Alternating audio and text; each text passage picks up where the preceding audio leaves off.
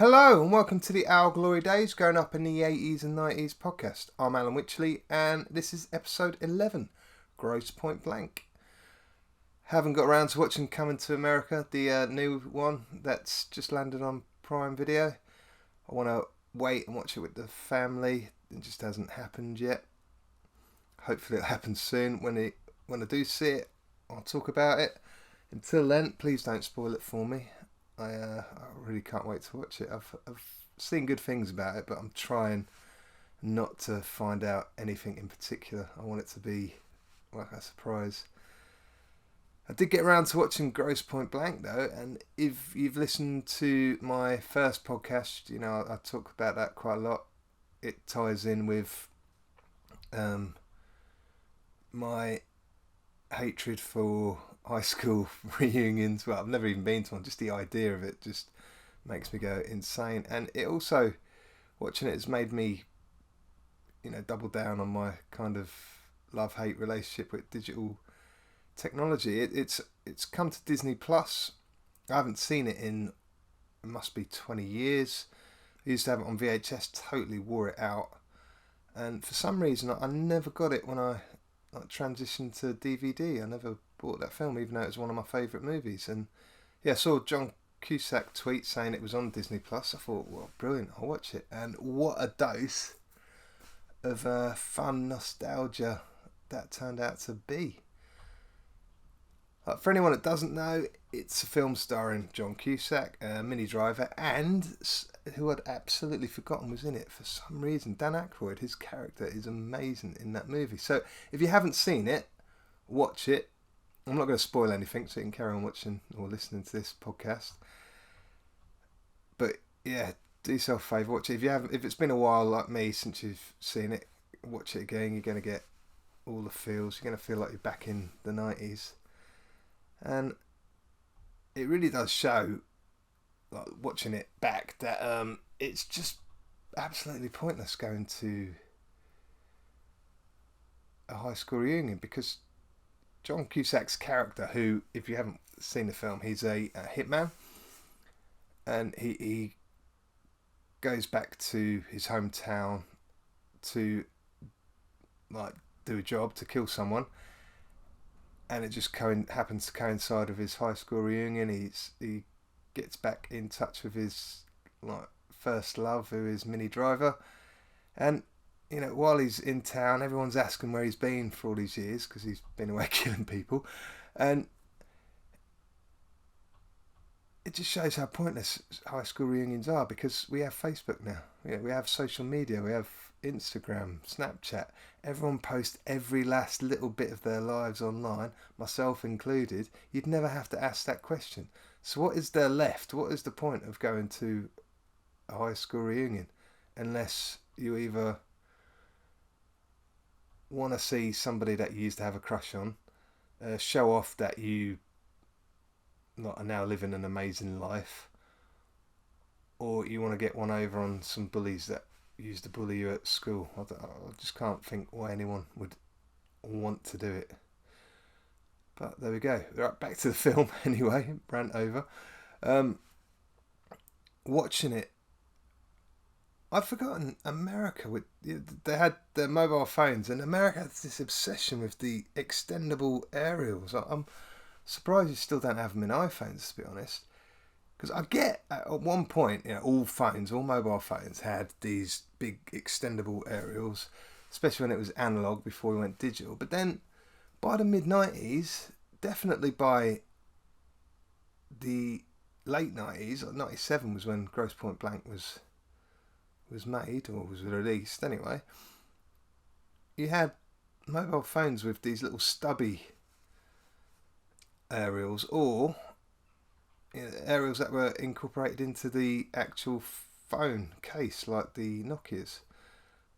But something I really strongly remember back in the late 90s was seeing in movies the same sort of phone models we had in the UK, but in America with these extendable aerials. Was there a reason for it? If you know, then get in touch and let me know. And yeah, it'll save me having to do a Google search on it. But these mobile phones. At one point, he is running low on battery and just leaves his phone in the hotel room charging. And just the thought of that fills me with massive anxiety. I don't think I could be without my phone at all, ever. Quite pathetic, but true. I even own about 5 different power banks just for the chance that I might be low on battery whilst out and about. It's pathetic. And I have thought recently I should really start trying to leave my phone at home when I go out to different places, but you always have that nagging feeling in the back of your mind that there might be an emergency, and then I think, well, I should turn my phone off. But then I think, well, what if one of my daughters or my family need to get in touch with me? And you get into this sort of excuse of constantly having your phone on and with you at all times. And I don't know, I think the solution is just keep phone in your pocket, really, isn't it? Yeah, if it rings, answer it. Simple. I'm going to try. I think it will fail. Other thing it reminded me of is, going, just driving to different places and having to know how to get there. Like, I remember, having to look up a route on a map yourself, and probably 9 times out of 10 being able to find a much more fuel economical way, less miles and all the rest of it. But my map reading skills were absolutely dreadful, so I was very happy when internet first became available for everyone, easily accessible, the old AOL days, and you could download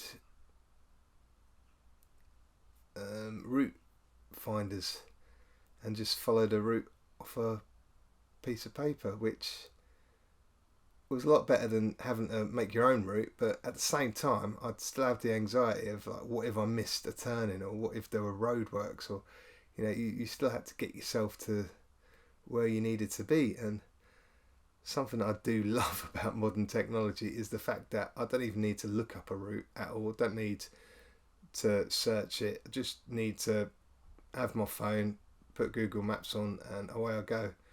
And even if I'm just trying to find a shop somewhere, Google Maps is there as well. So there goes my love-hate relationship with digital technology. And again, in this film, there's a part where Minnie Driver is presenting a radio show, and it's made me pine for a time when we used to have DJs that would introduce us to new music. Nowadays, I don't know if you know this, I'm sure most people do, but virtually every radio show has the playlists decided by a department dedicated to doing that. If it's commercial radio, quite a lot of these stations get paid by, well, they used to, I don't know, that's going back quite a while. It's been so long since I've been involved in radio, or even listen to a radio station. The only radio station I listen to nowadays is Radio 4, because I got fed up of listening to the same rubbish with DJs just filling up time with middle of the road statements, playing middle of the road music. I guess there must be podcasts that do the job that DJs used to do. I should really look into it. If you've got any suggestions, let me know. I'm kind of quite open to different genres of music. Not really into dance music that much, but other than that, yeah, let me know. So the other part of the film that was striking to me, having not watched it for 20 years, was just the difference in kind of beauty standards that we had. Like Minnie Driver, I remember thinking how much more natural she looked in that film. Like, she looked a lot healthier than most other leading ladies at the time.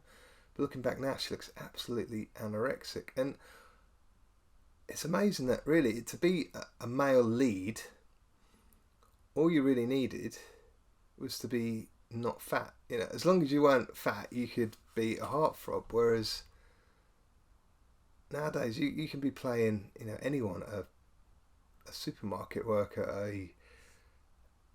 a scientist, a teacher, a valet. Every single character in Hollywood seems to be ripped now, and same with the women to a large extent. I think you still have some of the sort of skinnier lead actresses, but it seems to be more and more they've got to have the big bum, tiny waist, big boobs, big lips, and beauty standards seem to be getting harder and harder to attain, and instead of it getting better for women, it seems to be getting much better for men, much worse for men. It's getting harder for all of us, and I've gone from being really nice and nostalgic about watching Grosse Point Blank to despairing at the state of the world, which I guess that's the point of nostalgia, eh? So that was my take on watching Grosse Point Blank again. I'm sure I'm missing some things, but I recorded this podcast yesterday and I got called into work, so I rushed it a bit. And when I listened back, all you could hear was me breathing very heavy. You would have thought I was Darth Vader if I'd have uploaded it, so I scrapped it, and I'm recording it now, and I'll upload it a day late, but at least you'll get it. And I thought I'd do a new segment, which is to try and encourage some of you to send in your memories, because I know you're listening. I know I've got regular listeners, so get in touch with your memories, and I'm calling this my random memory section. So this week my random memory is finding about £7.50 on the way home from school whilst taking my sister home. I don't know how many of you remember taking yourselves and your siblings to and from school. I was like 4, nearly 5 when I first walked home from school, and granted it was only up the road from where I lived, but still, you never dream of allowing your 5-year-old children these days to go to school. You're still walking them and driving them to school at like 12, 13 years old nowadays. People say we wrap our kids in cotton wool, but to think what could have happened to me back then doesn't bear thinking about. But there I was. I must have been 9 or 10 then, bringing my sister home. School was quite a bit further away than just down the road by then, and found £7.50. Felt like I was absolutely rich. And nowadays you talk to kids and they have more in the bank than I've got, more often than not. I think if you give them £7.50, they just kind of look at it in disgust and throw it a pile of the rest of the money. But there I was, feeling absolutely minted, and went straight to the shops to buy some slush puppies for me and my sister. I'd like to say that I was very fair about it and got us equal sizes, but no, I got the extra large size, and I can't remember what I got my sister, whether it was a small or a medium. I mean, she was happy enough, but it's a bit selfish really, isn't it? So that's my random memory of the week.